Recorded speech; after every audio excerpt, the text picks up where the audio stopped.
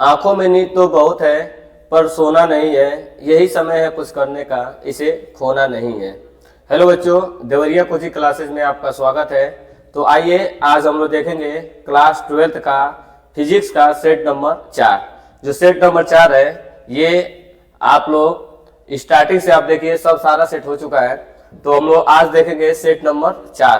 तो set number 4 का जो क्वेश्चन आपको दिखाई दे रहा है, पहला जो क्वेश्चन आपके सामने है कि विद्युत फ्लक्स। देखिए विद्युत फ्लक्स जो है ये काफी ज्यादा रिपीटेड क्वेश्चन है। विद्युत फ्लक्स ये कई बार पूछ चुका है कि विद्युत फ्लक्स का मात्रक बताइए। तो विद्युत फ्लक्स आप जानते होंगे φ होता है ई ए कास थीटा। फार्मूला जो रहता है इसका क्या रहता है, ई ए और होता है कास थीटा। ये विद्युत फ्लक्स है। अब देखिए इसका मात्रक कहीं निकल के आता है। एक तो आप लोग देखते हैं इसका विद्युत फ्लक्स का मात्रक क्या होता है, वेबर। डायरेक्ट एक आपका मात्रक जो रहता है इसका एक मात्रक होता है वेबर, पहला मात्रक। और एक मात्रक देखिए यहाँ से आ जाता है। जब इसको हल करेंगे तो हम लोग जानते हैं कि ई बराबर होता है, हम लोग ई बराबर पढ़े होंगे दो फार्मूला, एक होता है v बट्टा एन और इधर देखिए क्षेत्रफल, और जो आपको दिखाई दे रहा होगा कास थीटा। तो कास थीटा का कोई मात्रक नहीं होता है। यदि हम लोग v का देखें तो v यहाँ पर विभवांतर है और विभवांतर का जो मात्रक होता है वो होता है वोल्ट। तो हम लोग बोलेंगे कि विभवांतर का मात्रक होता है वोल्ट। और नीचे आपका दूरी है तो दूरी का मात्रक जानते होंगे, तो दूरी का मात्रक जो आपका होता है वो होता है मीटर। और देखिए बगल में आपके क्षेत्रफल है, तो क्षेत्रफल है तो क्षेत्रफल का जो मात्रक होता है वो होता है मीटर स्क्वायर। 1 मीटर से 1 मीटर कट जाता है तो हम लोग इसका जो आंसर होता है volt into meter, volt into meter. ये दूसरा मात्रक हो गया। एक मात्रक वेबर, एक मात्रक वोल्ट मीटर। और क्योंकि ये दोनों ने इसमें दिया है तो तीसरा मात्रक के पीछे जाएंगे तो तीसरा मात्रक देखिए कैसे आएगा। फार्मूला होता है φ ई ए कास थीटा। और आप अच्छी तरह जानते हैं कि कास थीटा को कोई मात्रक नहीं है। अब हम लोग इधर देखेंगे फाई बराबर, क्योंकि हम लोग पढ़े हैं कि विद्युत क्षेत्र की तीव्रता ई बराबर, आप लोग पढ़े होंगे विद्युत क्षेत्र की तीव्रता ई बराबर होता है बल बट्टा आवेश। पढ़े होंगे विद्युत क्षेत्र की तीव्रता ई बराबर क्या होता है, बल बट्टा आवेश। तो यहाँ पे ये रखा जाए बल बट्टा आवेश। आवेश यहाँ पे कोई भी रख सकते हैं, परीक्षण आवेश भी रख सकते हैं। अगुड़े क्या लिख सकते हैं, यहाँ पर आप हो सकता है क्षेत्रफल। अब कास थीटा कोई मात्रक नहीं है। अब इसमें हम वैल्यू भरेंगे तो बल का जो मात्रक होता है वो होता है न्यूटन, बल का मात्रक होता है न्यूटन। उसके बाद आपके सामने है क्षेत्रफल, तो क्षेत्रफल का जो मात्रक होता है वो होता है मीटर स्क्वायर। नीचे आपके सामने दिखाई दे रहा होगा आवेश, तो जो आवेश का मात्रक होता है वो होता है कूलाम। तो इसका जो मात्रक होगा न्यूटन मीटर स्क्वायर प्रति कूलाम। तो देखिए न्यूटन मीटर स्क्वायर प्रति कूलाम, ये दोनों एक ही जैसा है, लेकिन देखिए इसमें कोई एक ऑप्शन जो है न्यूटन मीटर स्क्वायर प्रति कूलाम ऐसे है, या तो ये वाला होगा या तो ये वाला होगा। बस इतना याद रखिएगा। इसका तीनों मात्रक आप याद कर लीजिएगा, न्यूटन मीटर स्क्वायर प्रति कूलाम, वेबर और वोल्ट इंटू मीटर। ये तीनों ही मात्रक इसके हैं। और ये हम देख रहे हैं कि जो 2023 का सेट बना उसमें कई बार कितने साल में तो लगातार रिपीटेड क्वेश्चन है। चलिए अगला क्वेश्चन को देखते हैं हम लोग। ये कह रहा है कि आपके सामने दिया है चल कुंडली, जो चल कुंडली धारामापी है वो कह रहा है कि उसकी जो सुग्राहिता को कैसे बढ़ाया जा सकता है। सुग्राहिता बढ़ाने के लिए देखिए आप लोग देखते होंगे कि एक फार्मूला होता है आई यस, जो इसकी सुग्राहिता के लिए फार्मूला होता है इक्वल टू होता है एन ए बी और नीचे होता है सी। तो हम लोग ये देखेंगे कि देखिए ये जो धारा की सुग्राहिता बढ़ाना है तो ये इस चीज के अनुक्रमानुपाती है। अनुक्रमानुपाती का ये मतलब है कि यदि ये तीनों में से मतलब कि फेरों की संख्या, क्षेत्रफल, चुंबकीय क्षेत्र, यदि ये तीनों बढ़ते हैं तो क्या बढ़ेगा, धारा की सुग्राहिता बढ़ जाएगी। तो हम लोग देखते हैं कि तीनों में से क्या दिया है, तीनों में से क्या बढ़ा रहा है। तो हम लोग पहले ही देखेंगे तो कह रहा है कि क्षेत्रफल घटाने पर। तो देखिए आप क्षेत्रफल बढ़ाएंगे तो धारा की सुग्राहिता बढ़ेगी, क्षेत्रफल घटाएंगे तो धारा की सुग्राहिता घटेगी। ये नहीं हो सकता है, इसको काटिए। ये कह रहा है फेरों की संख्या घटा के फेरों की संख्या बढ़ाना पड़ेगा। फिर अगला कह रहा है कि क्षेत्रफल बढ़ा के, ये सही है। देखिए इस फार्मूले से जाएंगे तो धारा की सुग्राहिता तभी बढ़ाया जा सकता है जब क्या किया जाए, कुंडली की क्षेत्रफल को बढ़ाकर। तो इसका ऑप्शन नंबर क्या होगा, तीसरा सही हो जाएगा, कुंडली की क्षेत्रफल बढ़ा के और फेरों की संख्या को बढ़ा के। इसके बाद वाला देखिएगा, इसके बाद वाला जो क्वेश्चन देखिए ये वाला क्वेश्चन। आपको एक चीज पता होगा कि पीएन संधि डायोड में, पीएन संधि डायोड में जो पी टाइप का अर्धचालक होता है और एन टाइप का अर्धचालक होता है, जब इन दोनों को मिलाते हैं और मिलाने के बाद जब पी वाले टाइप को, पी वाले जो टाइप होता है पी टाइप का और ये होता है एन टाइप का। पी वाले में आपको याद होगा कि कोटर होते हैं, एन वाले में क्या होते हैं, मुक्त इलेक्ट्रॉन होते हैं। जब पी टाइप का अर्धचालक को हम लोग ला देके बैटरी के धन टर्मिनल से जोड़ देते हैं, बैटरी के धन टर्मिनल से, और एन वालों को लाके हम बैटरी के ऋण टर्मिनल से जोड़ देते हैं, तो क्या होता है कि जब धन वाले से जोड़ते हैं तो यहाँ पे क्या होता है, इसी को बोलते हैं अग्र अभिनत, अग्र अभिनत बोलते हैं। इसमें जो अक्षय परत होता है, अक्षय परत बहुत पतला होता है। अक्षय परत क्या होता है, पतला, मतलब कि इसमें जो प्रतिरोध होता है बहुत कम होता है, लगभग नगण्य के बराबर या कहें तो शून्य के बराबर। किसमें, अग्र अभिनत में। तो ये जो चीज देखिएगा, कह रहा है कि अग्र 22, अग्र 22 का मतलब है अग्र अभिनत, और ये बोल रहा है पश्च 22, पश्च 22 का मतलब है उत्क्रम अभिनत। ठीक है, और उत्क्रम अभिनत में आपको पता है कि देखिए प्लस वाला क्या किया जाता है, बस जब कहेगा कि उत्क्रम वाले में, तो उत्क्रम वाले में देखिए क्या किया जाता है, ये जो पी टाइप है और ये जो एन टाइप है, ये पी वाला और ये एन वाला, इसको हम लोग क्या ले आके किससे जोड़ते हैं, ये माइनस से जोड़ेंगे, और देखिए इधर का जो चीज है प्लस से जोड़ देंगे, एन वाले को प्लस से जोड़ देंगे, एन वाले को किससे जोड़ेंगे, प्लस से, और पी वाले को माइनस से। इसमें क्या होता है कि अक्षय परत बहुत ज्यादा चौड़ा हो जाता है। अक्षय परत क्या होता है, बहुत चौड़ा हो जाता है, और जब अक्षय परत चौड़ा होता है तो धारा नहीं प्रवाहित होता है। तो इसमें क्या बोलेंगे, इसमें जो प्रतिरोध होता है लगभग अनंत होता है। तो इस क्वेश्चन का जो आंसर आप बोलेंगे कि पीएन संधि डायोड में अगर अभिनत रहेगा तो प्रतिरोध कितना रहेगा, तो प्रतिरोध शून्य बोलेंगे, और उत्क्रम वाले में प्रतिरोध कितना रहेगा, तो अनंत रहेगा। तो इस क्वेश्चन का आंसर देखिएगा, ये दिया है, देखिए इस वाले क्वेश्चन का आंसर क्या बोलेंगे हम लोग, चौथा नंबर क्वेश्चन है, क्योंकि बोला है कि इसका जो शून्य रहेगा किसका, पीएन संधि डायोड में, और अनंत किसका रहेगा, जब ये उत्क्रम करेगा, उत्क्रम मतलब पश्च अभिनत होगा, तो क्या होगा, प्रतिरोध अनंत रहेगा। के बाद वाला क्वेश्चन देखते हैं। देखिए इसके बाद वाला जो क्वेश्चन कह रहा है कि द्रव्य तरंगों से क्या संबंधित है, क्या कथन सत्य है। तो देखिए द्रव्य तरंगे जो होती हैं वो किस पर निर्भर करती है, किस पर निर्भर नहीं करती है। देखिए ये बोला विद्युत चुंबकीय तरंगे हैं और ये आंतरिक तरंगे हैं। तो इसमें जो ऑप्शन आपसे पूछा है कि द्रव्य तरंगों के लिए क्या चीज सही है, तो आप लोग लिखिएगा कि जो द्रव्य तरंगे होती हैं वह उनकी जो तरंगदैर्घ्य होती है, द्रव्य तरंगों की जो तरंगदैर्घ्य होती है वो आवेश पर निर्भर नहीं करती हैं। ये चीज आप क्या लिखेंगे, सही लिखेंगे, ऑप्शन नंबर 3। इसके बाद वाला देखिएगा, इसके बाद जो आपका चौथा दिया है, तो कोणीय संवेग होता है उसका जो फार्मूला होता है एन एच बट्टा के क्या होता है 2 पाई होता है। ये इसका फार्मूला होता है, जहां पे आपको पता होगा एच फिक्स होता है, एन माने होता है कक्षा, तो किस कक्षा की संख्या है, तो बोला है, ये खुद बोल दिया है कि दूसरी कक्षा। तो एन के जगह पर हम लोग क्या रखेंगे, एन के जगह पर रखेंगे 2, यहाँ पे एन के जगह पर रखेंगे 2। और आप जानते हैं कि एच की वैल्यू फिक्स है, तो जब एच की वैल्यू फिक्स है तो उसकी वैल्यू रखेंगे 6.6 और गुणे 10 पर घात क्या रखेंगे -34। उसके बाद गुणे देखिए पाई का मान क्या रखेंगे, पाई का मान आप रखेंगे 22/7, तो पाई का मान हो जाएगा 22/7। आप अच्छी तरह जानते हैं 7 चौथा पे ट्रांसफर होकर कहा जाएगा, ट्रांसफर होकर जाएगा पहले पर, यहाँ से हो जाएगा आपका देखिए 2 गुणे और यहाँ से हो जाएगा 6.6 और यहाँ से देखिएगा नीचे ये 2 आपका बचा हुआ है और ये है 22 और देखिए नीचे से ये ऊपर चला जाएगा 7वां, मतलब 7 क्या होगा, चौथा से सीधे पहले पे जाएगा। पहले पे जब जाएगा ये ध्यान दीजिएगा, ये तो 34 है और ये पहले पे जाएगा तो क्या लिखेंगे 7, क्योंकि चौथा ट्रांसफर होकर पहले पर चला गया है। अब क्या करेंगे हम 22 से काटेंगे, तो 22 ये कटेगा 3 बार में 0.3, 3 बार में कट गया और 2 से इस 2 को काट देंगे। अब देखिए इसमें इसका गुणा कर दीजिए, गुणा करेंगे तो 7 तरीके 21, 7 तरीके 21 लिखेंगे और दशमलव कितने स्थान बाद, 0.1 स्थान बाद यहाँ पे लग जाएगा और 10 पर घात -34। ये इसका क्या आ जाएगा, ये इसका आंसर होगा। तो हम लोग बोलेंगे 2.1 गुणे 10 पर घात -34। तो देखेंगे कौन सा सही है, तो ये देखिएगा ऑप्शन नंबर 3 वाला क्या है, सही है। तो हम लोग बोलेंगे कि जो ऑप्शन नंबर 3 है वो बिल्कुल सही है। और देखिए इसके बाद आपसे जो क्वेश्चन दिया है, ये जो क्वेश्चन आपसे पूछा है ये भी न्यूमेरिकल ही है और न्यूमेरिकल जो दे दिया है बहुविकल्पी में दे दिया है। तो आप सोच सकते हैं कि इस पेपर का लेवल क्या है। अब देखिएगा इस क्वेश्चन में कह रहा है कि पतला उत्तल लेंस है, उत्तल लेंस आप बनाइएगा और उत्तल लेंस जब बना लीजिएगा तो इसके बाद कह रहा है कि इस उत्तल लेंस की फोकस दूरी कितनी दे दी है 10।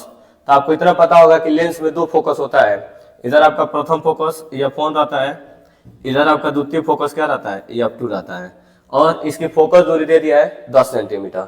तो फोकस दूरी F इक्वल टू लिखेंगे +10 और +10 इसलिए लिखेंगे क्योंकि ये कौन सा लेंस है उत्तल, और उत्तल की फोकस हमेशा क्या होती है प्लस होती है। फिर कह रहा है लेंस के प्रथम फोकस से वस्तु को 5 सेंटीमीटर दूर रखा गया है। तो लेंस की प्रथम फोकस यहाँ से यहाँ तक आप देखेंगे तो 10 सेंटीमीटर है, इसके आगे यहाँ पर कितना दूरी पर 5 सेंटीमीटर और बढ़ा के, तो कुल मिला जुला से यहाँ से और यहाँ तक की जो दूरी होगी वो कितनी होगी 15 सेंटीमीटर यहाँ पे वस्तु रखा गया है, ठीक है, यहाँ पे क्या है, वस्तु है। तो u आपको पता चल गया कि u इक्वल टू है माइनस के 15 सेंटीमीटर। तो यहाँ से आप सबसे पहले कह रहा है कि बताइए प्रतिबिंब द्वितीय फोकस से कितना दूरी बनेगा, इससे यहाँ पे नापना है कितना दूरी पर बनेगा। तो सबसे पहले हम लोग पहले v निकाल लें, क्योंकि यह पता है, u पता है, तो लेंस का फार्मूला भी पता है। लेंस का जो फार्मूला होता है वो होता है 1/f बराबर 1/v और माइनस 1/u। सब वैल्यू भरेंगे, तो जब सब वैल्यू भरेंगे तो f के जब देखेंगे क्या वैल्यू है, तो 10 है। और उसके बाद v निकालना ही है। u देखा जाएगा तो u कितना है, u आपके सामने है -15। और जब माइनस वाला भरेंगे तो ये माइनस माइनस क्या हो जाएगा, माइनस माइनस हो जाएगा प्लस। अब एक काम कीजिएगा, इस 15 को आप इस साइड से इस साइड लेकर आइए। जब इधर लेकर आएंगे तो उधर प्लस है, इधर आएगा तो क्या होगा माइनस, और इधर बच जाएगा 1/v। अब इन दोनों का एलसीएम ले लेंगे। जब एलसीएम लेंगे इन दोनों का एलसीएम जो होगा 30 हो जाएगा। 10 से काटेंगे, 10 दिया 30, 3 बार में कटेगा। 15 से काटेंगे तो 15 दूना के 30, 2 बार में कटेगा, इधर हो जाएगा 1/v। अब इसमें से घटा दीजिए, घटाएंगे तो क्या बचेगा 1 के क्या हो जाएगा 30 बराबर 1/v। इसको उल्टा कर देंगे तो v बराबर क्या हो जाएगा 30 सेंटीमीटर। तो v की वैल्यू कितनी आ गई 30 सेंटीमीटर। तो ये बोला ना, बताइए कि द्वितीय फोकस से कितना दूरी को बना है। तो हम जानते हैं द्वितीय फोकस यहाँ से यहाँ तक कितना है, यहाँ से यहाँ तक 10 सेंटीमीटर है, और इसके आगे ये टोटल कहाँ बना है 30 को बना है, 30 पर, यहाँ से लेके यहाँ तक 30 है। तो 10 तो यही निकल गया, तो बचा कितना, यहाँ प्रतिबिंब बन गया तो बचा कितना 20, क्योंकि 10 इधर, और द्वितीय फोकस से पूछा है द्वितीय फोकस से कितना दूरी पर बनेगा, तो 20 सेंटीमीटर इसका आंसर आएगा। हम लोग इसको मारेंगे कि 20 सेंटीमीटर पर क्या बन रहा है, इसका प्रतिबिंब बन रहा है। तो इसका जो आंसर होगा वो होगा 20 सेंटीमीटर। चलिए इसके बाद वाला क्वेश्चन को देखिएगा। अब देखिए आपका एक नंबर बहुविकल्पी खत्म हो चुका है। अब देखिए ये जो आया ये भी एक नंबर का है, अति लघुत्तरीय क्वेश्चन है।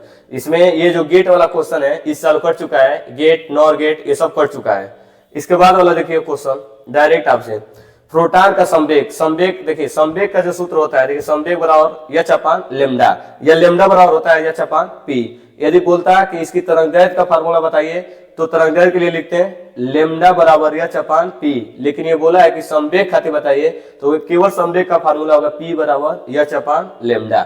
केवल आपका एक नंबर का क्वेश्चन है, तो आप एक लाइन में ही लिख सकते हैं इसको। चलिए इसके बाद वाला देखिए क्वेश्चन, ये कह रहा है कि नाभिकीय बम और नाभिकीय रिएक्टर में क्या श्रृंखला अभिक्रिया में क्या अंतर है। तो देखिए जो नाभिकीय रिएक्टर होता है इसके द्वारा हम लोग बिजली पैदा करते हैं, इसके द्वारा कई काम किया जाता है। माने नाभिकीय जो रिएक्टर होता है वह एक नियंत्रित अभिक्रिया है, नियंत्रित मैंने जिसको हम लोग नियंत्रित कर सके, ये एक नियंत्रित अभिक्रिया है। जबकि ये नाभिकीय बम जो वाला है वह एक अनियंत्रित अभिक्रिया है। तो आप एक लाइन में लिख सकते हैं, शायद ये भी कर चुका है, तो आप लोग लिखना चाहें तो मतलब इसको समझना चाहे तो बोल सकते हैं कि नाभिकीय रिएक्टर जो होता है वह एक नियंत्रित अभिक्रिया है, जबकि जो नाभिकीय बम है वो क्या है, अनियंत्रित अभिक्रिया है। इसके बाद वाला देखिए क्वेश्चन, देखिए ये जो क्वेश्चन आपका आया हुआ है ये हमको लगता है कि ये क्वेश्चन इस तरह का इतना ज्यादा पूछ रहा है कि मत पूछिए, क्योंकि ये जो क्वेश्चन है आपसे एक ही फार्मूला तय करता है इसका, c बराबर बस बोल देता है E0 बट्टा के B0। यही फार्मूला पता है, यही निर्णायक फार्मूला होता है, जिसमें आपको इस समीकरण से एक कोई दिया रहता है, या तो B0 दे दिया रहेगा या तो C0 दिया रहेगा। मतलब कि एक तो दिया रहेगा, C0 नहीं E0 B0 दोनों में से कोई एक दिया रहेगा। तो इस फार्मूले में हम देखेंगे क्या दिया है। तो देखिए इस फार्मूले से E बराबर तुलना कर देते हैं, तो ये E0 ही होता है, E बराबर E0 बाकी साइन और जो भी लिखा हो 500x माइनस 1.5 गुणे 10/11t। इससे कोई मतलब नहीं है, आपको मतलब केवल इससे है E0 से। E0 आप देख लिए होंगे, E0 कितना है, E0 आपका 60 है। तो हम लोग चलते हैं यहाँ पे B0 निकाल लें। तो जब B0 निकालेंगे तो तिरिया का क्या कर दीजिए, गुणा, तिरिया का गुणा करेंगे तो यहाँ से हो जाएगा आपका C E0 बट्टा के C। अब वैल्यू हम लोग भरेंगे तो देखिएगा E0 को वैल्यू देखेंगे तो कितना है 60, तो 60 रख देंगे और C की वैल्यू 3 गुणे 10/8 है। अब देखिए आप काट सकते हैं इसको 3 से, 3 दूना के 6 20 हो जाएगा, और इसको नीचे से क्या कीजिए ऊपर लेके जाइए। तो B0 बराबर हो जाएगा आपका 20 गुणे 10/8 माइनस के 8 और क्या लिखेंगे टेस्ला। ठीक, अब देखिएगा 1 0 से 1 कम कर सकते हैं। जब 1 0 से 1 कम करेंगे तो B0 बराबर हो जाएगा 2 गुणे 10/8 माइनस के 7 और क्या लिख देंगे टेस्ला। ये आपका B0 आ जाएगा। और क्या पूछा है आपसे, पूछा है कि चुंबकीय क्षेत्र का समीकरण बताइए। कुछ मत कीजिए, बस सिंपल लिखिए कि B, और देखिए यदि ये E y है तो वो E z होगा, क्योंकि ना देखिए तीनों ना विद्युत विद्युत क्षेत्र, चुंबकीय क्षेत्र और तरंग के संचरण की दिशा सदैव तीनों क्या होते हैं, एक दूसरे पर लंबवत होते हैं ऐसे। तो यहाँ पर हम लोग लिखेंगे बी जेड बराबर बी जीरो, तो बी जीरो का वैल्यू और जो भी ये चीज लिखा है साइन और बाकी सब वही इस तरह 500 यक्स है तो यक्स माइनस 1.5, उसके बाद गुणे 10⁻11, उसके बाद क्या है टी। अब हम वैल्यू बनेंगे कि बी जेड बराबर बी जीरो का वैल्यू आई है 2 गुणे 10⁻⁻7, उसके बाद है साइन है और क्या है 500 यक्स माइनस 1.5 गुणे 10⁻11 टी, ये हो जाएगा, ये इसका आंसर हो जाएगा। तो देखिए इस क्वेश्चन को आप इस तरीके से कर सकते हैं। कभी कभी ये क्वेश्चन 2 नंबर में पूछ देता है, कभी कभी क्वेश्चन 3 नंबर में पूछता है, थोड़ा बड़ा रहेगा। तो अब देखिए ये जो क्वेश्चन आपका आया हुआ है सीधे आप डायरेक्ट लिख सकते हैं कि शुद्ध प्रेरक प्रत्यावर्ती परिपथ में जो शुद्ध प्रेरक है, ठीक है, उसमें जो वोल्टेज और धारा के बीच कालांतर होता है वो 90 डिग्री होता है। इसमें वोल्टेज जो होता है वो धारा से 90 डिग्री अग्रगामी होता है, तथा धारा बोले जाए तो धारा क्या होता है, पश्चगामी होता है। इसमें बोलेंगे सीधे सीधे कि इन दोनों में कितना का कालांतर होता है, तो 90 डिग्री का कालांतर होता है। सिंपल एक लाइन में आप लोग लिख सकते हैं। देखिएगा इसके बाद वाला जो क्वेश्चन है, इसके बाद जो क्वेश्चन आपका दिया है, अब देखिएगा कि एक सेल है, सेल का आंतरिक प्रतिरोध दे दिया है, स्मॉल आर होता है आंतरिक प्रतिरोध, और उसके बाद क्या दे दिया है आपका विद्युत वाहक बल। तो विद्युत वाहक बल ई होता है। यदि आप बोले कि विद्युत वाहक बल कितना है, तो विद्युत वाहक बल है 1.5 वोल्ट, ये आपका विद्युत वाहक बल। और देखिए इसका आंतरिक प्रतिरोध वो दिया है, इसका आंतरिक प्रतिरोध, तो यहाँ पर लिख सकते हैं कि आंतरिक प्रतिरोध स्मॉल आर 0.1 ओम, ये आपका आंतरिक प्रतिरोध है। उसके बाद देखिए सेल का बाह्य प्रतिरोध, ये बाहर का प्रतिरोध है, तो बाहर का प्रतिरोध कैपिटल आर से दिखा सकते हैं, ये लिख सकते हैं 2.9 ओम, ये आपका क्या है बाह्य प्रतिरोध है। फिर आप देखिए पहले बाह्य प्रतिरोध को जोड़ने पर सेल का विभवांतर बताइए, हमको क्या बताना है विभवांतर, V = क्वेश्चन मार्क, ये हमको बता देना है। तो पहले हम लोग फार्मूला लगाएंगे, फार्मूला कुल धारा I बराबर आप जानते हैं कि वोल्टेज बराबर वोल्टेज बट्टा क्या होता है प्रतिरोध, धारा ओम के नियम से चल सकते हैं, धारा बराबर वोल्टेज बट्टा प्रतिरोध। तो वोल्टेज आपका विद्युत वाहक बल और कुल प्रतिरोध, नीचे क्या लिखा जाएगा कुल प्रतिरोध, कुल माने बाहर का भी प्रतिरोध और अंदर का भी प्रतिरोध। तो आगे बढ़ते हैं हम लोग, लिखेंगे I बराबर देखिएगा ई कितना है 1.5 है। उसको देखिए R आपका ये सामने दिखाई दे रहा है 2.9 प्लस आंतरिक प्रतिरोध कितना है 0.1। अब हम लोग जोड़ेंगे इसको, जब जोड़िएगा तो जोड़ने के बाद क्या आएगा आपका आ जाएगा 3, जोड़ सकते हैं, और ऊपर क्या रहेगा 1.5। अब इसको काट सकते हैं आप, 3 से काटिए 3 × 5 = 15, तो I बराबर आ जाएगा 0.5 एम्पियर। तो I की वैल्यू आपकी आ गई 0.5 एम्पियर। इसके बाद देखिए जब I आ गया तो पूछा इसका विभवांतर, तो फार्मूला होता है E बराबर V + IR, ये होता है E बराबर V + IR, जहाँ V टर्मिनल विभवांतर होता है। E की वैल्यू रखेंगे तो E की वैल्यू है 1.5, इसकी जो वैल्यू है 1.5, V हमसे पूछ दिया है, I निकाले हैं 0.5, और आंतरिक प्रतिरोध देखिएगा 0.1 दिया है, 0.1 गुणा करेंगे हम लोग तो यहाँ से हो जाएगा V 5 में गुणा करिए तो 0.0 और कितना आ जाएगा 5, क्योंकि 0.2 स्थान पर जाएगा, एक स्थान 2 स्थान पर जाएगा। अब इसको हम लोग क्या करेंगे, इसको इधर लेकर आएंगे, उधर प्लस है, इधर आ गया तो क्या हो जाएगा माइनस। तो इसमें से हम घटाएंगे 1.5 में से 0.05 घटाते हैं तो यहाँ से बच जाएगा, आप घटाइएगा तो 1.45 बचेगा, क्योंकि इसको 50 लेंगे 0.50 लेंगे और इसको घटा देंगे तो इतना वोल्टेज आ जाएगा। तो V बराबर लिखेंगे 1.45 और क्या लिख देंगे वोल्ट, ये इसका आंसर हो जाएगा किसका, टर्मिनल विभवांतर का ये या कहिए विभवांतर का। तो इसके बाद वाला देखते हैं हम लोग क्वेश्चन, देखिए इसके बाद जो आया हुआ है आपका नाभिक की बंधन ऊर्जा। देखिएगा ये जो नाभिक की बंधन ऊर्जा होती है, जो जिस नाभिक की बंधन ऊर्जा जितना अधिक रहती है वो नाभिक उतना ज्यादा अस्थायी होता है। अर्थात हम बोले कि यदि किसी भी नाभिक को बंधन ऊर्जा के बराबर यदि ऊर्जा दे दिया जाए, या बोले किसी नाभिक को इतनी ऊर्जा दे दिया जाए कि वो नाभिक टूट टूट के पूरा बिखर जाए, तो उतना ही होता है नाभिक की बंधन ऊर्जा। या बोला जाए किसी नाभिक के पास इतनी ऊर्जा हो जो नाभिक को बकायदे क्या कहे बांध कर रखे, उस ऊर्जा को क्या कहेंगे बंधन ऊर्जा। और ठीक बंधन ऊर्जा के बराबर ऊर्जा बाहर से किसी नाभिक को दे दिया जाए तो नाभिक के भीतर जो उपस्थित होते हैं न्यूक्लियन माने उसमें प्रोटॉन और न्यूट्रॉन रहते हैं, वो टूट टूट के क्या हो जाते हैं, बिखर जाते हैं। इसी को हम लोग क्या बोलते हैं, बंधन ऊर्जा। तो बंधन ऊर्जा आपको पता चल गया होगा कि बंधन ऊर्जा किसी भी नाभिक को दिया गया वो ऊर्जा होती है जिस ऊर्जा को नाभिक पाके हम लोग क्या कहते हैं, अपना अस्तित्व खो देता है और उसमें उपस्थित जो न्यूक्लियन होते हैं, न्यूक्लियन माने न्यूट्रॉन प्रोटॉन, वो टूट टूट के क्या करते हैं, अनंत तक बिखर जाते हैं पूरा। तो हम लोग बोलेंगे वही होता है बंधन ऊर्जा। इसके बाद देखिएगा बंधन ऊर्जा में, इसके बाद आपसे ऐसे इसमें एक क्वेश्चन भी है, देखिएगा एक क्वेश्चन भी आया हुआ है। इस क्वेश्चन देखिए, बंधन ऊर्जा में कह रहा है कि इतना किग्रा द्रव्यमान दे दिया है, द्रव्यमान क्षति दे दिया है डेल्टा एम। तो आप बोलेंगे द्रव्यमान क्षति डेल्टा एम बराबर दे दिया है 10⁻⁻⁶, और ये किसमें है, किग्रा। और आपसे बोला है कि बताइए कि बंधन ऊर्जा जो होगी कितनी होगी, और इसमें इलेक्ट्रॉन वोल्ट भी निकालना है। तो हम लोग जानते हैं कि आइंस्टीन वाला जो फार्मूला होता है, आइंस्टीन ई इसको तो होता है डेल्टा एम, एम और क्या लिखते हैं, सी स्क्वायर, एम सी स्क्वायर लिखते हैं। तो यहाँ से हो जाएगा ई इक्वल टू एम की जो वैल्यू लिखेंगे, एम की वैल्यू 10⁻⁻⁶, और सी की वैल्यू लिखेंगे 3 × 10⁸, और इसका क्या कर देंगे, इसका कर देंगे स्क्वायर करेंगे। तो यहाँ से हो जाएगा, देखिएगा ई बराबर हो जाएगा आपका 10⁻⁻⁶ गुणे 3 तरीके 9, और ये हो जाएगा 8 दूना के 16, ये वैल्यू हो जाएगा।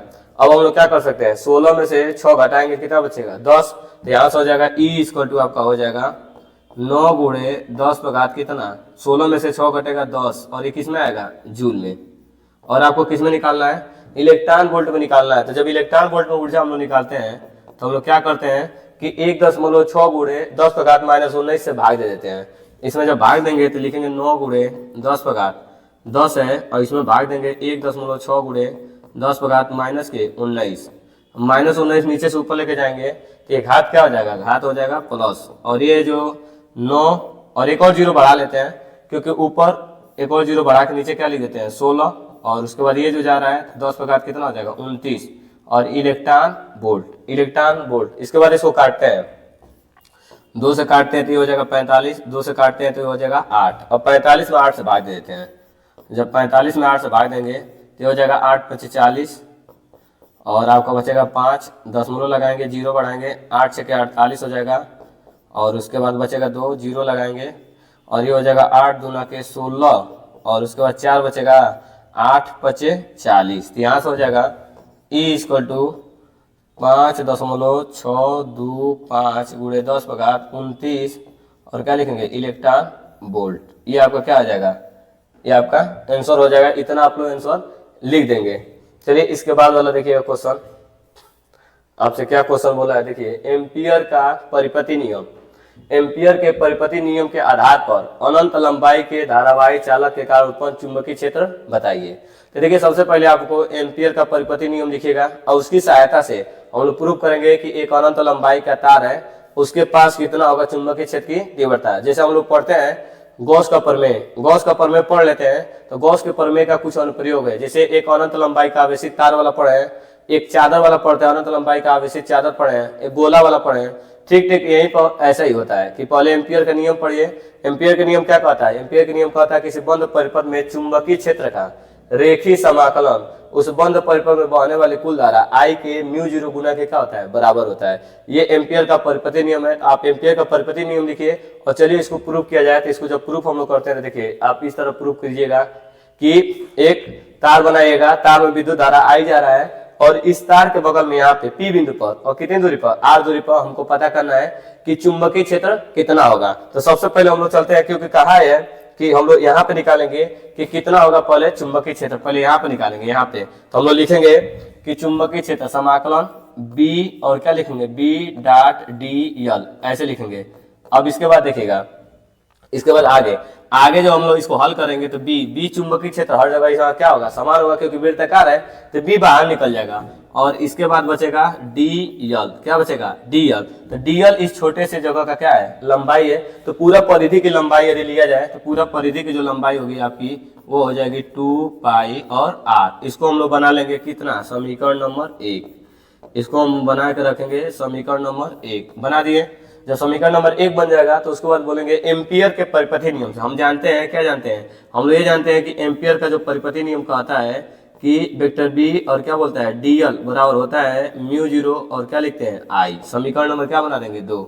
यही कहता है कि एम्पियर का परिपत्र नियम यही बोलता है। तो बोलेंगे कि समीकरण नंबर 1 तथा समीकरण नंबर 2 का कौन सा पक्ष बराबर है, बायां वाला।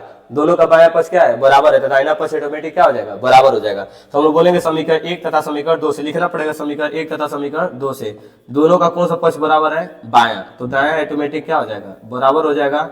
और देखिएगा ये किसमें है, गुणा में, उधर जाएगा तो क्या करेगा, भाग। तो यहाँ से हो जाएगा बी बराबर म्यू जीरो अपान 2 पाई और लिखेंगे आई बट्टा आर। यही आपको बस प्रूफ करना था और ये आसानी से आप प्रूफ कर सकते हैं।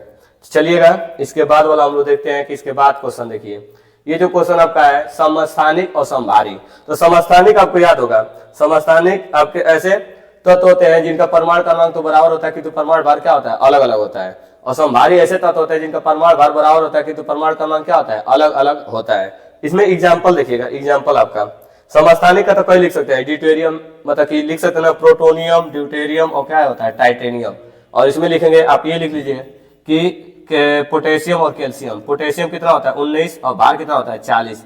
कैल्शियम होता है 20 और भार कितना होता है 40। तो ये आप कर सकते हैं आसानी से समस्थानिक और समभारी। अगले वाले क्वेश्चन को देखते हैं। इस क्वेश्चन में देखिएगा आपसे दे दिया है कि इतना इलेक्ट्रॉन वोल्ट कार्यफलन। तो सबसे पहले हम लोग को जो कार्यफलन दे दिया है उसको लिखते हैं। तो कार्यफलन लिखेंगे W बराबर 2.14 और किसमें दिया है, इलेक्ट्रॉन वोल्ट।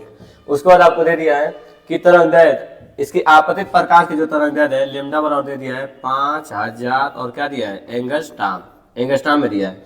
तो सबसे पहले इलेक्ट्रॉन वोल्ट में दिया है तो इसको जूल में आप कन्वर्ट कर सकते हैं। यदि जूल में आप इसको कन्वर्ट करते हैं तो आपका आंसर हो जाएगा 2.14 गुणा कर लेंगे 1.6 गुणे 10 घात -19 और क्या लिख देंगे जूल, ये हो जाएगा। और ये एंगस्ट्रॉम में जो दिया है इसको आप मीटर में कर सकते हैं। तो जब इसको मीटर में करेंगे तो 5000 गुणे 10 घात कितना लिखेंगे -10 और क्या लिख देंगे मीटर। तो 2 3 जीरो खत्म हो जाएगा तो लेमडा इक्वल टू हो जाएगा 5000 गुणे 10 घात -7 और क्या लिख देंगे मीटर। ये लेमडा की वैल्यू आ जाएगी और डब्ल्यू की वैल्यू आ गई। तो आपसे पूछा है कि बताइए कि इसकी गतिज ऊर्जा कितनी होगी। तो हम लोग जानते हैं फार्मूला कुल ऊर्जा E बराबर होता है कार्यफलन और क्या लिखते हैं गतिज ऊर्जा, ये होता है कुल ऊर्जा E बराबर होता है कार्यफलन और क्या लिखते हैं गतिज ऊर्जा। तो कार्यफलन और गतिज ऊर्जा और कुल ऊर्जा का जो फार्मूला लिखते हैं हम लोग लिखते हैं hc बट्टा लेमडा, ये होता है hc बट्टा लेमडा। और इधर आपका क्या है W, तो W का आप इधर भेज दीजिए क्योंकि आपको निकालना क्या है, निकालना है K। तो यहाँ से हम हल करेंगे कि K बराबर कितना लिख देंगे, K बराबर आपका हो जाएगा देखिए H C माइनस लेमडा बट्टा W। वैल्यू भरे तो K बराबर हो जाएगा, आप देखिएगा H की वैल्यू फिक्स है 6.6 और 10 घात -34 और C की वैल्यू फिक्स है। तो C की वैल्यू होती है 3 गुणे 10 घात 8। उसके बाद देखिएगा इसके बाद हम लोग लेमडा, तो लेमडा आपको निकाले हैं 5 गुणे 10 घात -7 और उसके बाद देखिए W, तो W आपका कार्यफलन दे दिया, W की वैल्यू जो दे दिया है 2.14 और गुणे 1.6 गुणे 10 घात कितना दिया है 10 घात -19, ये चीज दे दिया है। अब इसको हम जब हल करेंगे देखिए ये नीचे से ऊपर लेके जाएंगे घात, तो जब नीचे से ऊपर लेके जाएंगे हम लोग तो देखिए कितना हो जाएगा। अब देखिए जब इसको नीचे से ऊपर लेके जाएंगे तो पहले तो ये माइनस वाला से क्या हो जाएगा प्लस हो जाएगा और इस 5 से आप काट सकते हैं, इसको 5 से काटेगा। पहले गुणा कर लीजिए, इसको गुणा करने में देखिए कितना आ रहा है। गुणा जब करेंगे आप तो K बराबर आपका हो जाएगा, K बराबर इसका गुणा कीजिए 36 और 18 और ये 18 एक हो जाएगा 19, ऐसे गुणा करेंगे 36 और 1 19 और नीचे आपका क्या रहेगा, नीचे 5 रहेगा। और उसके बाद देखिए इसको नीचे से ऊपर लेके जाइए, जब लेके जाएंगे तो 7 8 कितना हो जाएगा 15 और 34 में से 15 को घटा देंगे। जब इसको हल करेंगे तो 34 में से आप क्या कीजिएगा, 34 में से किसको घटाइएगा, 34 में से 15 को घटा दीजिए और माइनस इधर देखिएगा, इधर आप गुणा कर लीजिए। इन दोनों का गुणा करने पर कितना आएगा, तो गुणा कीजिएगा तो देखिए 214 में 16 का गुणा कीजिएगा तो कितना हो जाएगा आपका गुणा करने के बाद 6 चौको 24 या 16 चौको 64 के 4 हासिल 6 और फिर उसके बाद करेंगे 6 16 16 और 6 हो जाएगा 22 और हासिल 2 और 16 दूना 32 32 2 हो जाएगा 34। तो इसको जब हल करेंगे तो ये आएगा 34 24 और दशमलव देखिएगा कितने स्थान पर लगेगा, तो एक स्थान ये और 2 स्थान ये 3 स्थान पर लगेगा। तो ये हो जाएगा 3.42 4 और इसके बाद गुणे 10 का घात कितना है, 10 का घात माइनस के 19। अब इसके बाद देखिए इसको जब हम लोग हल करते हैं तो देखिए कितना आएगा, इसमें आप 5 से भाग दे दीजिएगा। 5 से जब हम लोग भाग देंगे 198 में तो ये हो जाएगा 5 तिहाई 15 और आपका बच जाएगा 4 8 और यहाँ से हो जाएगा 5 9 45 और इधर आपका बच जाएगा 3 और ये हो जाएगा 5 छके 30। तो यहाँ से आप जब इसको भाग देंगे तो ये आएगा, देखिएगा आप काटे हैं 5 तिहाई 15 और उसके बाद आपको बचा 4 और 5 9 45 और उसके बाद आपका बचेगा 3।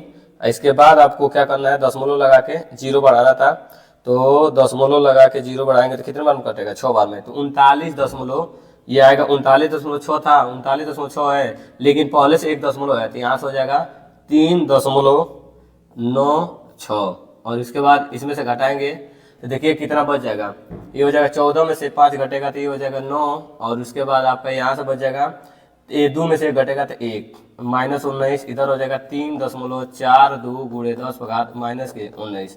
अब देखिए दोनों पर क्या है, 10 का घात माइनस 19 दोनों में है, तो 10 का घात माइनस 19 को क्या कर सकते हैं आप, 10 का घात माइनस 19 को बाहर कर लीजिएगा, 10 का घात माइनस 19 क्या कर दीजिए बाहर, तो आपका बचेगा 3.96 माइनस 3.42। अब इसको घटाते हैं हम लोग, घटाएंगे तो देखिए यहाँ 6 में से 2 घटेगा तो यहाँ बचेगा 4 और यहाँ 9 में से घटेगा 4 तो बचेगा 5 और उसके बाद 3 में से 3 घटेगा 0 गुणे 10 का घात माइनस के 19 और क्या लिख देंगे जूल।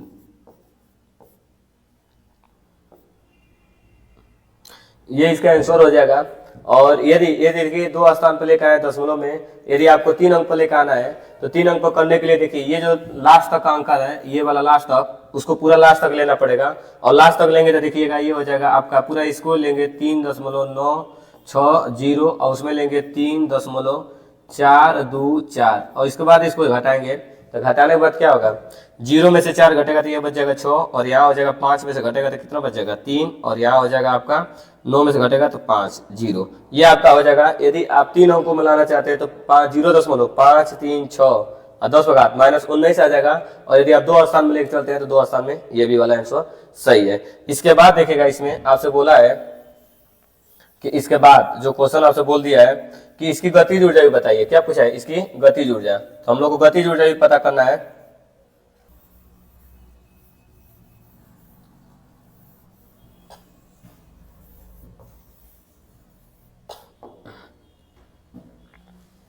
इसमें जो गतिज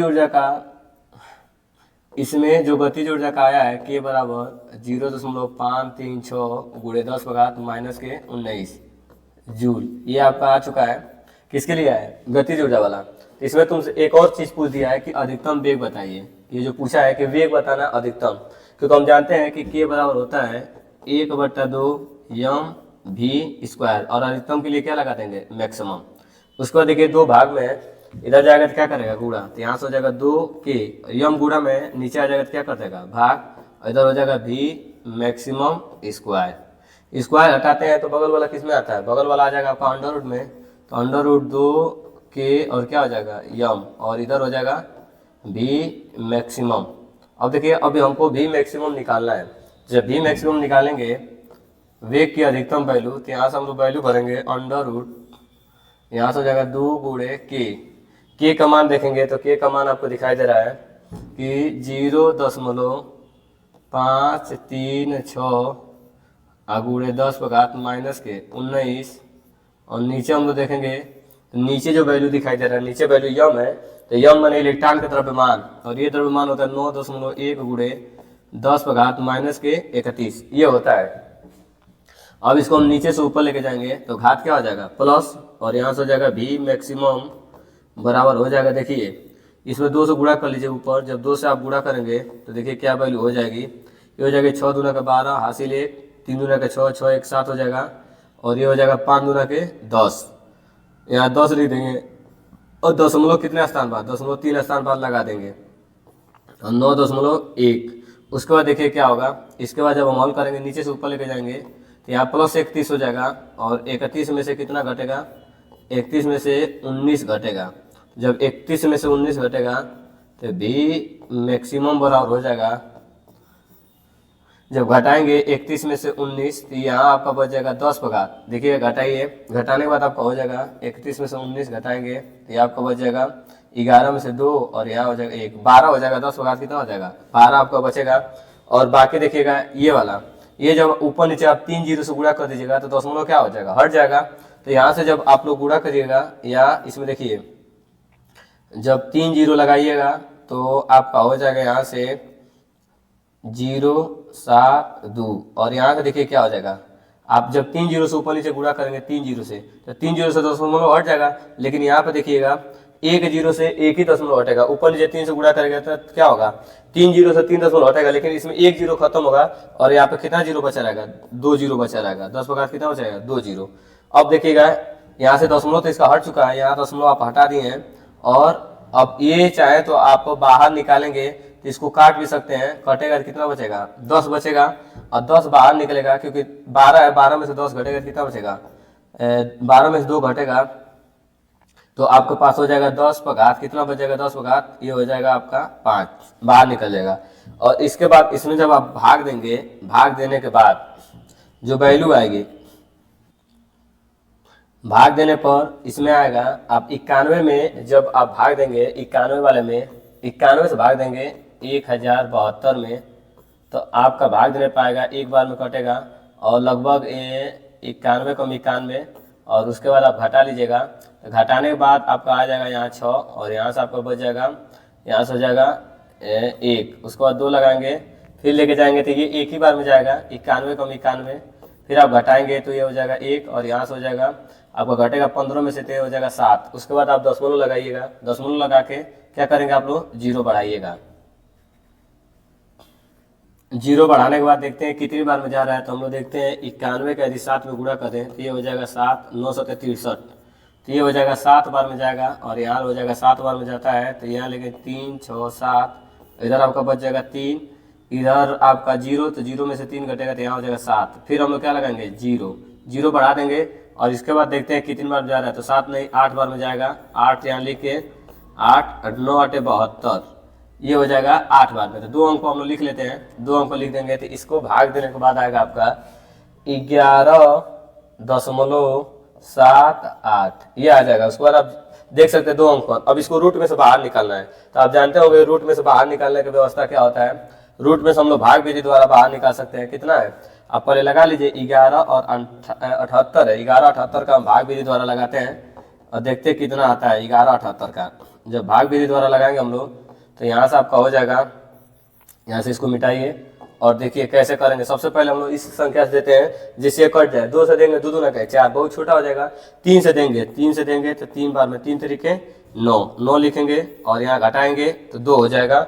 और उसके बाद देखिए ये जोड़ देते हैं 3 3 जोड़ के कितना लिख देंगे 6 और फिर ये दोनों नंबर उतार देंगे। अब ऐसा नंबर लिखेंगे कि जो इसके बराबर आ जाए, इसके लगभग में आ जाए या इसके बराबर आ जाए, वो नंबर हम लोग लिखते हैं।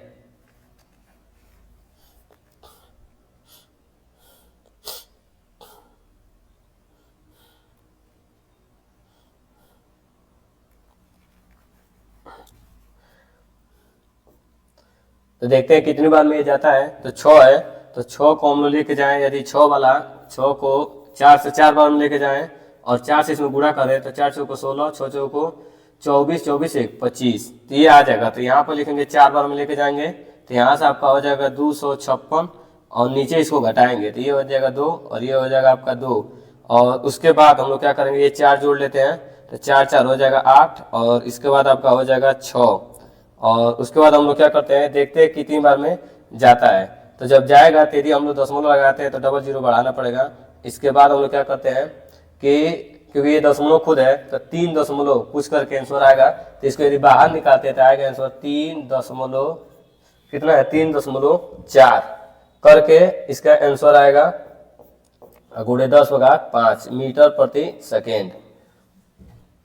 के बाद देखिएगा क्वेश्चन, इस क्वेश्चन में आपसे पूछा है कि बताइए कि विद्युत द्विध्रुव आघूर्ण और विद्युत द्विध्रुव क्या होता है। तो आपको पता होगा कि देखिए विद्युत द्विध्रुव एक ऐसा निकाय होता है जिसमें 2 समान परिमाण के 2 समान परिमाण के आवेश होते हैं किंतु विपरीत चिन्ह वाले आवेश होते हैं। एक प्लस क्यू आवेश होता है और दूसरा क्या होता है माइनस क्यू आवेश होता है, और इनकी दोनों बीच की दूरी कितनी होती है 2l होती है, दोनों के बीच की दूरी कितनी होती है 2l होती है। तो बोलेंगे हम लोग कि विद्युत द्विध्रुव एक ऐसा निकाय होता है जिसमें दो समान परिमाण के किंतु विपरीत चिन्ह वाले आवेश को कहाँ रखते हैं, अल्प दूरी पर रखते हैं, इसको बोलते हैं विद्युत द्विध्रुव। और विद्युत द्विध्रुव आघूर्ण, जो विद्युत द्विध्रुव आघूर्ण वेक्टर P का जो मान होता है, विद्युत द्विध्रुव आघूर्ण वेक्टर P का मान, विद्युत द्विध्रुव आघूर्ण वेक्टर P का मान इस द्विध्रुव के किसी एक आवेश का परिमाण, इस द्विध्रुव के किसी एक आवेश का परिमाण और दोनों आवेशों के बीच की दूरी के गुणनफल के क्या होता है, बराबर होता है। ये होता है विद्युत द्विध्रुव आघूर्ण। तो आपसे कभी पूछे विद्युत द्विध्रुव क्या है, तो विद्युत द्विध्रुव एक ऐसा निकाय होता है जिसमें दो समान परिमाण के किंतु विपरीत चिन्ह वाले आवेश को अल्प दूरी पर रखते हैं। और इसमें जो बोला जाएगा कि विद्युत द्विध्रुव आघूर्ण क्या है, तो बोलेंगे विद्युत द्विध्रुव आघूर्ण वेक्टर P का मान इस द्विध्रुव के किसी एक आवेश का परिमाण, किसी दोनों आवेशों में से किसी एक आवेश का परिमाण और दोनों आवेशों के बीच की दूरी का गुणनफल क्या होता है, बराबर होता है। और जो इसकी दिशा होती है माइनस आवेश से प्लस आवेश की तरफ होती है, और ये एक सदिश राशि होता है। कैसी राशि है, सदिश। और इसका मात्रक लिखेंगे तो आवेश का मात्रक कूलाम और दूरी का मात्रक मीटर, तो इसका जो मात्रक होता है कूलाम इंटू मीटर होता है। आगे जो इसमें दिया है, इसमें बोला है कि वोल्ट प्रति मीटर, वोल्ट प्रति मीटर विद्युत क्षेत्र की तीव्रता होता है। यहाँ से याद करेंगे कि वोल्ट प्रति मीटर क्या होता है, विद्युत क्षेत्र की तीव्रता 2 × 10⁵ ये दिया है वोल्ट और प्रति मीटर, ये आपका विद्युत क्षेत्र की तीव्रता ये दे दिया है। फिर आपको दे दिया है कि कूलाम मीटर, तो कूलाम मीटर आपका पी होता है, कूलाम मीटर क्या होता है पी, तो पी की वैल्यू दे दिया है 2 × 10⁻⁸ और -8 और क्या लिखा है कूलाम मीटर।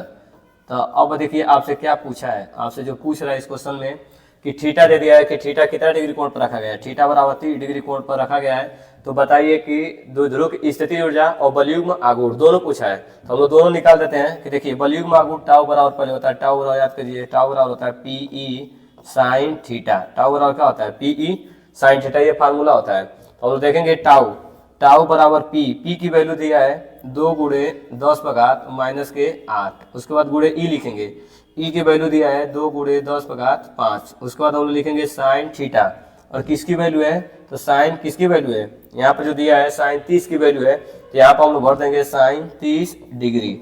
अब हम लोग मान भरेंगे, देखिए टाउ इक्वल टू हो जाएगा 2 × इसके बाद रखेंगे 2 × 2 और यहाँ से होगा 8 में से 5 घटेगा तो ये हो जाएगा -3, और साइन 30 का जो मान होता है 1/2 होता है। साइन 30 का मान कितना होता है 1/2।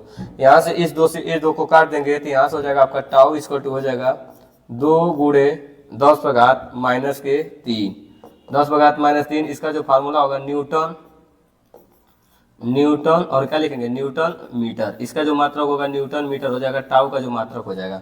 इसके बाद देखिए तो टाउ निकल गया। आपसे इसी में पूछा है कि स्थितिज ऊर्जा U बराबर, तो U बराबर होता है -KPE cos थीटा। स्थितिज ऊर्जा निकालना हो तो क्या लिखेंगे U equal to -PE cos theta, तो यहाँ से जब वैल्यू भरेंगे U इक्वल टू -P, तो P की वैल्यू दिया है 2 × 10⁻⁻8, उसके बाद देखिएगा E की वैल्यू दे दिया आपका कितना 2 × 10⁻⁻के और कितना दिया है 5, और यहाँ भरेंगे cos 60 डिग्री भरेंगे, तो देखिएगा cos 60 और cos 60 का जो मान होता है यहाँ से देखिए 2 दूना के 4, ये हो जाएगा -4 गुणे 10⁻⁻के, और ये 5 प्लस है तो 8 में से 5 घटेगा तो ये बचेगा -3, और cos 60 का √3/2, 2 से काट देंगे 2 दूना के 4, तो यहाँ से हो जाएगा U इक्वल टू -2 × 10⁻⁻3 और √3, ये आ जाएगा इसका आंसर इतना जूल, ये आपका आंसर हो जाएगा। अगले वाले क्वेश्चन को देखिएगा, ये जो क्वेश्चन ट्रांसफार्मर है ये कभी कभी 3 नंबर में भी आ जा रहा है, और ट्रांसफार्मर जो कभी बहुत बड़ा नंबर में आ जाता है 5 नंबर में, और जब ट्रांसफार्मर 5 नंबर में आता है तो ट्रांसफार्मर के साथ साथ इसके साथ एक न्यूमेरिकल जोड़ देता है तो जाके 5 नंबर में देगा। यदि ट्रांसफार्मर दे रहा है तो आपको पता होगा ट्रांसफार्मर है क्या। तो ट्रांसफार्मर एक ऐसा यंत्र बोलिए, ट्रांसफार्मर एक ऐसी युक्ति होती है जिसकी सहायता से निम्न वोल्टेज को उच्च वोल्टेज में या उच्च वोल्टेज को निम्न वोल्टेज में परिवर्तित किया जाता है। और जो ट्रांसफार्मर होता है वो अन्योन्य प्रेरण के सिद्धांत पर कार्य करता है। ट्रांसफार्मर अन्योन्य प्रेरण के सिद्धांत पर कार्य करता है। और दूसरी बात ये है कि इसका काम क्या है कि उच्च वोल्टेज को निम्न वोल्टेज में और निम्न वोल्टेज को उच्च वोल्टेज में परिवर्तित कर देता है। और देखिए ट्रांसफार्मर में कुछ हानियां भी होती है, क्योंकि जब ट्रांसफार्मर जो बनता है उसमें तांबे के तार बहुत ज्यादा लगे होते हैं, पास पास लगे होते हैं। तो जब विद्युत धारा प्रवाहित होती है तो विद्युत धारा प्रवाहित होने के कारण तांबे में जो विद्युत धारा जब जाता है तो वो विद्युत धारा उष्मीय ऊर्जा के रूप में, मतलब उष्मा देने लगता है, उष्मीय ऊर्जा के रूप में निकलने लगता है। ठीक है, तो ये जो तांबे के तार जो होते हैं इसमें विद्युत धारा प्रवाहित करने के कारण उष्मीय ऊर्जा के रूप में कुछ ऊर्जा क्या हो जाता है, क्षय हो जाता है। तो ये आप बोल सकते हैं कि तांबे के तार के कारण कुछ हानियां होती है। फिर देखिए भंवर धाराएं भी इसमें पैदा होती हैं, क्योंकि नर्म लोहे का क्रोड लगा होता है दोनों कुंडलियों के बीच में, 2 कुंडलियां होती है, दोनों कुंडलियों के बीच में नर्म लोहे का क्या होता है, क्रोड होता है, जिसमें क्या होते हैं, भंवर धाराएं उत्पन्न होती हैं। फिर आपका क्या है, शैथिल्य हानि में क्या होता है कि देखिए जो आपका प्राथमिक कुंडली और जो द्वितीय कुंडली होती है उसमें क्या होती है कि बार बार चुंबकत और विचुंबकत होता है, चुंबकत विचुंबकत होता है, जिसके कारण शैथिल्य हानि होती है। इसके बाद देखिए फ्लक्स में भी परिवर्तन होता है, बार बार विद्युत चुंबकीय फ्लक्स में, क्योंकि प्राथमिक कुंडली और द्वितीय कुंडली में चुंबकीय फ्लक्स एक समान नहीं रहता है, इसका बार बार क्या होता है, परिवर्तन होता है। तो आप 4 हानियां लिख सकते हैं। सबसे पहले आप लिख देंगे ट्रांसफार्मर है क्या, तो बोलेंगे ट्रांसफार्मर एक ऐसी युक्ति होती है जिसकी सहायता से निम्न वोल्टेज को उच्च वोल्टेज में या उच्च वोल्टेज को निम्न वोल्टेज में परिवर्तित किया जाता है। और जो ट्रांसफार्मर होता है वह अन्योन्य प्रेरण के सिद्धांत पर कार्य करता है, अन्योन्य प्रेरण पर। इसकी हानियां 4 लिख सकते हैं, तांबे के तार के कारण हानियां, उसके बाद लिख सकते हैं आपको दूसरा जो आप बोलेंगे कि भंवर धाराओं के कारण हानियां, उसके बाद शैथिल्य वाला हानियां, और एक लिख सकते हैं कि चुंबकीय फ्लक्स के कारण हानियां। 4 हानियां आप लिख दीजिएगा, आपको फुल नंबर पूरा मिलेगा। चलिएगा इसके बाद वाला जो क्वेश्चन हम लोग देखते हैं क्या बोला है, इसको देखते हैं। देखिएगा इस क्वेश्चन में आपसे बोला है कि विद्युत चुंबकीय तरंगे की प्रकृति बताइए, अनुप्रस्थ होती है। तो देखिए विद्युत चुंबकीय तरंगे जो होती हैं इसमें बोला जाता है कि जो तरंगों की संचरण की दिशा होती है, जो तरंग चलते हैं तरंगों की संचरण की दिशा सदैव विद्युत क्षेत्र तथा चुंबकीय क्षेत्र के वेक्टर के लंबवत होती है। आप देख सकते हैं यहाँ पे कि जो विद्युत क्षेत्र की तीव्रता है उसका और चुंबकीय क्षेत्र की तीव्रता है, इन दोनों के लंबवत कौन होता है, तरंग के संचरण की दिशा। और इसके बारे में मैक्सवेल ने भी बताया था कि जो विद्युत चुंबकीय तरंगों की जो दिशा होती है वो विद्युत क्षेत्र और चुंबकीय क्षेत्र दोनों के क्या होती है, लंबवत होती है। और यहाँ पे ये देखा जाता है कि ये तीनों विद्युत क्षेत्र की तीव्रता ई, चुंबकीय क्षेत्र भी और तरंग के संचरण की दिशा तीनों एक दूसरे पे क्या होते हैं, लंबवत होते हैं। और यहाँ पे हम लोग बोलेंगे कि रेडियो तरंगों का उपयोग, तो सबसे पहले रेडियो तरंगे जो होती है वो आवेशित कणों के दोलनों के कारण पैदा होती है। जो रेडियो तरंग की उत्पत्ति है वो आवेशित कणों के दोलनों के कारण उत्पन्न होती है। और इसकी जो आवृत्ति दिया है 500 किलोहर्ट्ज से लेके 1000 मेगाहर्ट्ज तक दे दिया है इसकी आवृत्ति। उसके बाद देखिएगा तरंगों का उपयोग, इसका उपयोग कहाँ होता है, तो देखिएगा टीवी में 50 मेगाहर्ट्ज से लेके 890 मेगाहर्ट्ज की तरंगों का उपयोग किया जाता है।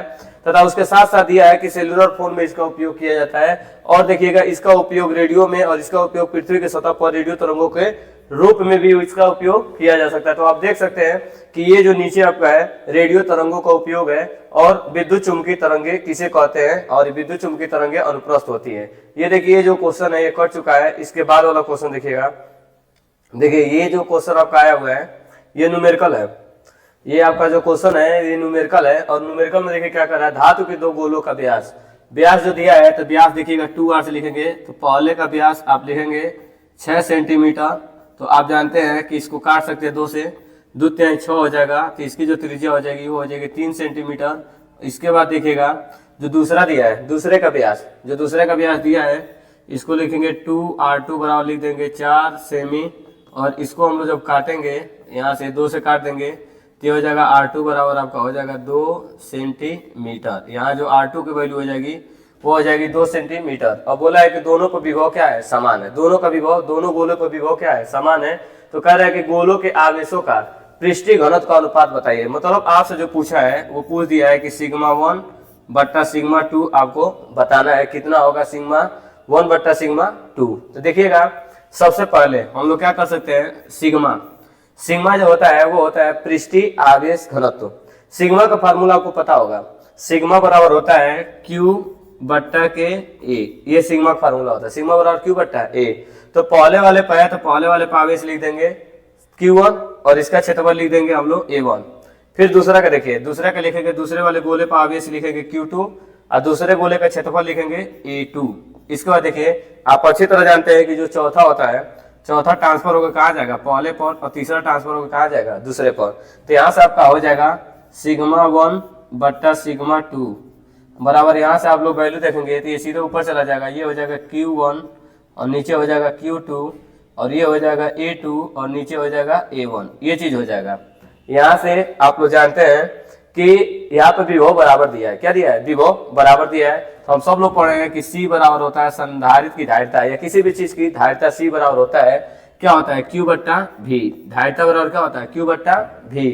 यदि हम तिर्यक का गुणा कर दें, तिर्यक का गुणा कर दें तो तिर्यक का गुणा करने के बाद क्या आएगा, Q बराबर क्या हो जाएगा, CV। तो Q के जगह पे क्या रख सकते हैं, C इंटू V। तो यहाँ से देखिए हम लोग क्या करेंगे, यहाँ से आप सिग्मा 1 और उसके बाद नीचे है आपका सिग्मा 2 बराबर हम लोग देखेंगे तो बराबर देखिए Q1 के जगह पर लिखेंगे हम लोग, Q बराबर होता है C इंटू V। तो यहाँ लिखेंगे C1 और V, क्योंकि दोनों का विभव बराबर है इसीलिए ना V1 V2 नहीं लिखा जाएगा, केवल क्या लिखा जाएगा, V। दूसरे वाले का देखिए Q2, Q बराबर क्या जानते हैं, Q बराबर जानते हैं CV। तो C के जगह पर C2 लिखेंगे, V के जगह पर V लिखेंगे, V1 नहीं लिखेंगे। उसके बाद क्षेत्रफल, क्षेत्रफल आप जानते हैं गोले का जो क्षेत्रफल होता है 4 पाई r स्क्वायर होता है। तो दूसरे वाले गोले के क्षेत्रफल लिखेंगे तो ये लिखेंगे 4 पाई और इधर लिखेंगे r2 स्क्वायर। इसके बाद देखिएगा नीचे वाले गोले का जो क्षेत्रफल लिखेंगे, नीचे वाले गोले का ये लिखेंगे 4 पाई और r1 स्क्वायर, ये चीज लिख देंगे। यहाँ से देखिए V से V कट जाएगा, 4 पाई से 4 पाई कट जाएगा। अब इधर C1 बचा है और नीचे क्या बचा है, C2।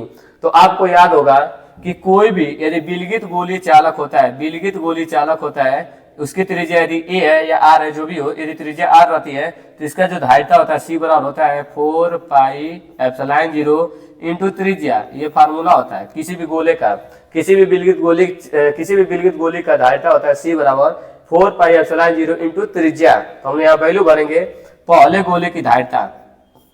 देखिए सिग्मा 1 बटा सिग्मा 2 बराबर हम लोग रखेंगे, यहाँ पे बोलेंगे पहले गोले की धारिता। तो पहले गोले की धारिता रखेंगे 4 पाई एप्सिलॉन 0 इंटू त्रिज्या। तो पहले की त्रिज्या है R1, ठीक। नीचे वाला वैल्यू बनेंगे तो ये हो जाएगा 4 पाई एप्सिलॉन 0, उसके बाद क्या रखा जाएगा, त्रिज्या। तो दूसरे की त्रिज्या क्या रखेंगे, R2। दूसरे की त्रिज्या क्या रखेंगे, R2।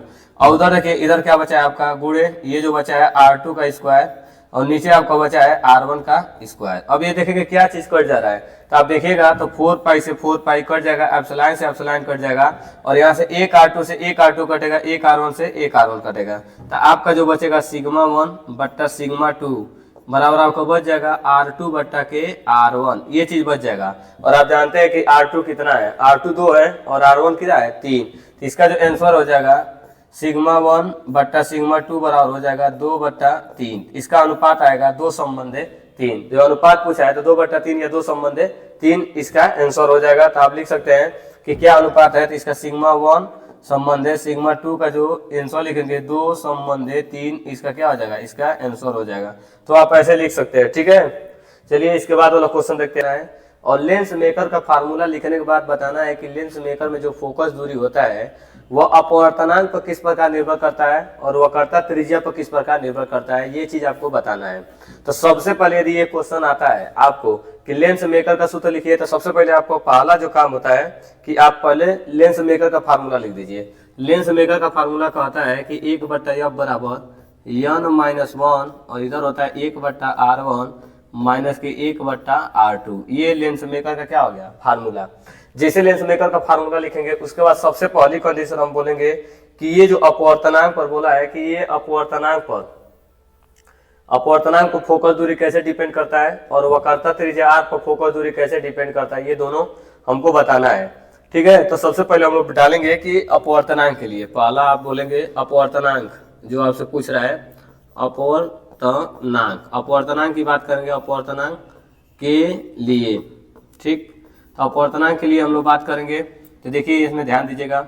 जब आप लोग खुद देखिए कि ये जो फोकस दूरी F है वो n के क्या है, व्युत्क्रमानुपाती है। व्युत्क्रमानुपाती मतलब ये बढ़ेगा तो ये घटेगा, यदि ये बढ़ता है तो ये घटता है, मतलब कि अपवर्तनांक बढ़ने के कारण क्या होता है, फोकस दूरी घट जाएगा। और हम ये चीज दिखाएंगे कि देखिए यदि कोई चीज मतलब कोई भी लेंस यदि y में है तो उसकी फोकस दूरी कितनी हो जाएगी, और उसी लेंस को यदि हम द्रव में डुबा दिया जाए तो उसकी फोकस दूरी कितनी हो जाएगी, ये चीज दिखाना है कि फोकस दूरी बढ़ जाएगी कि फोकस दूरी घट जाएगी। तो सबसे पहले यदि कोई चीज यदि उत्तल लेंस लिया जाए और ये किसमें है, y में है, यदि कोई भी लेंस है y में, तो y के लिए फोकस दूरी लिखेंगे 1 बट्टा F A, इधर लिखेंगे देखिए इधर n और यहाँ पे लिखते हैं एयर के सापेक्ष ग्लास माने लेंस।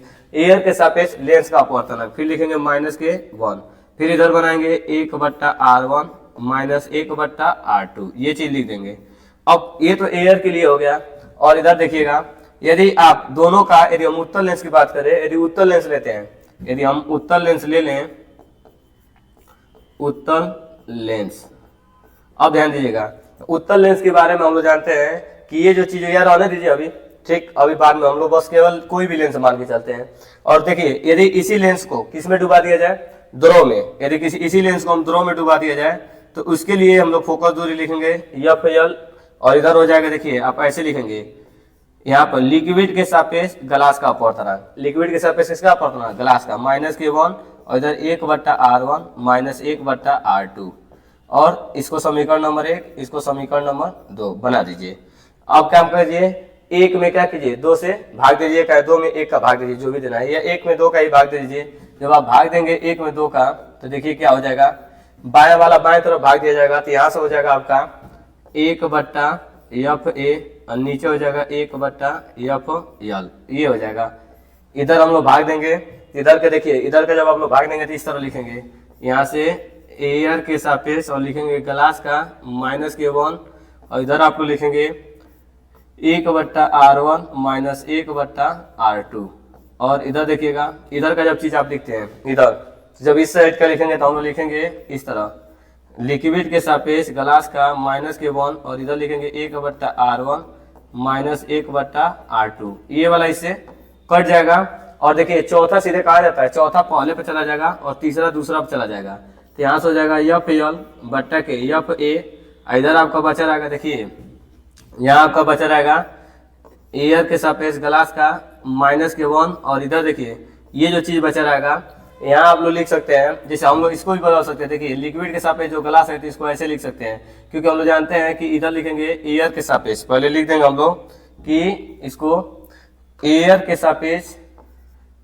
सापेक्ष किसका, ग्लास का, और नीचे लिख देंगे एयर के सापेक्ष लिक्विड का, ये हम लोग लिख सकते हैं, ठीक। लेकिन हम लोग क्या करेंगे, बस केवल हमको ये दिखाना है कि किसमें इसकी फोकस दूरी क्या होगी, बढ़ेगी, और किसमें इसकी फोकस दूरी कम रहेगी। उसके बाद देखिए क्या कीजिएगा, ये भाग में इधर जाएगा, क्या करेगा, गुणा, तो यहाँ से हो जाएगा आपका FL बराबर हो जाएगा FA, और इधर आपका बचा रहेगा, देखिए एयर के सापेक्ष ग्लास का -1, और नीचे लिखेंगे एयर के सापेक्ष लिक्विड के सापेक्ष ग्लास का -k1।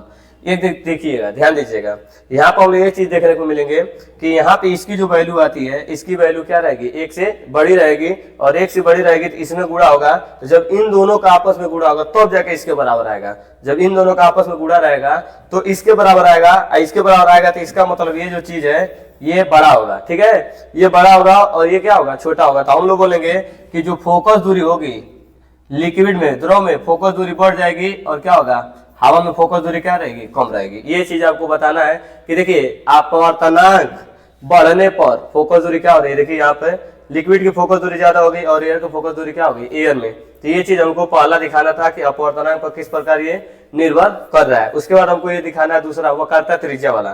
तो चलिए वक्रता त्रिज्या वाला हम लोग देख लेते हैं कि कैसे वक्रता त्रिज्या पर निर्भर करेगा। तो देखिए आप पहले लेंगे लेंस मेकर का फार्मूला 1/f बराबर n-1 1/r1 माइनस 1/r2, ये चीज लिख देंगे।